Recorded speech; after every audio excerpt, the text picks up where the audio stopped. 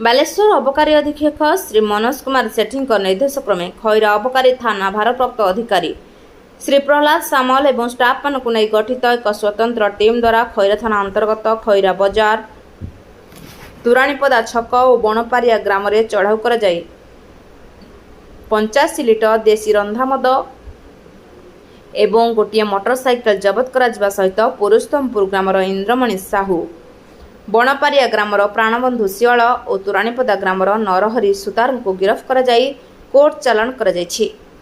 ଜବତ ହୋଇଥିବା ମଦ ଓ ମୋଟରସାଇକେଲର ଆନୁମାନିକ ମୂଲ୍ୟ 80,000 ଟଙ୍କାରୁ ଉର୍ଦ୍ଧ୍ୱ ହେବ ବୋଲି ଅବକାରୀ ବିଭାଗ ସୂଚନା ଦେଇଛି।